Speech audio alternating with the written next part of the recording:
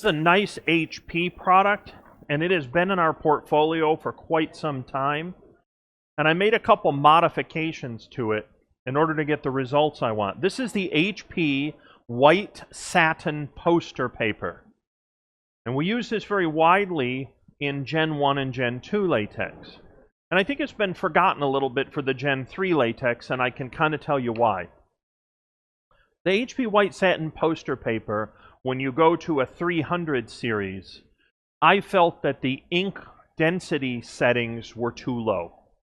And as a result of those settings, it printed underwhelming.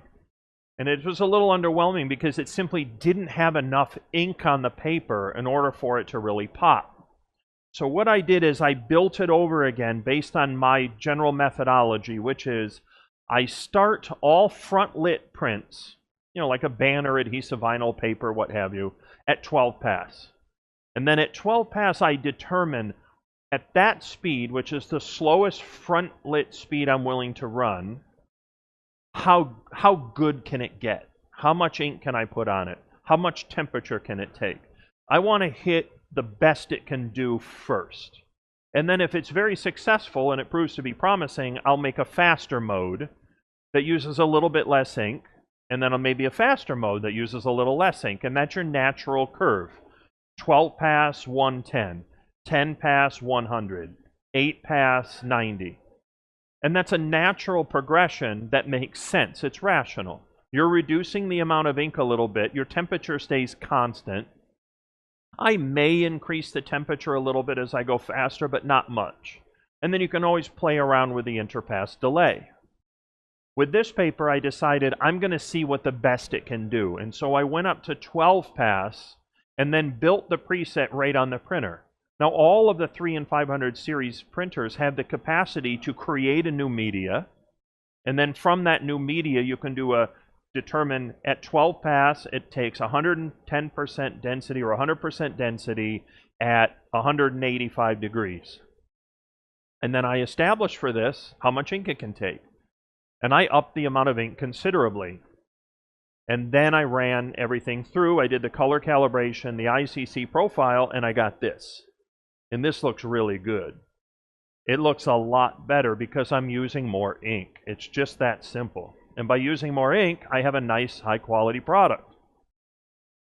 I may go run this again at 10 pass and see what it looks like with a little less ink. And then I'll have a 12 and a 10 pass. So a production speed and a high-quality speed. That's very common for a lot of print service providers to have speeds like that. Production speed would be your everyday. Somebody comes in and needs something on short order, or certain images that are very light or pastel-y images might run just fine at 8 or 6 pass. But when you're running a solid, heavy, rich saturation, I really have to have all that ink there to hit the color I want. So this HP satin, white satin poster paper, for me, proved to be very successful. This is, in fact, a wet strength paper, which means that if you get a little water on it, it doesn't break apart. It has a lot of value. It's economical. It's easy to buy. We've carried it forever. And I think it's been forgotten a little bit. And this is a good quality poster paper. And it also has the added advantage of being a wet strength paper. So the HP white satin poster paper with my own modifications to add another print mode to put more ink down on it. Any of you guys can do this with your printers. If you have a 315, you can do that. You would use the default ICC. So once you do the color calibration, you hit finish. It's going to apply a default ICC, but it's still going to use that additional density. If you have a 360 or 365 or a 500 series, you can build the full ICC along with it. And that's not hard to do.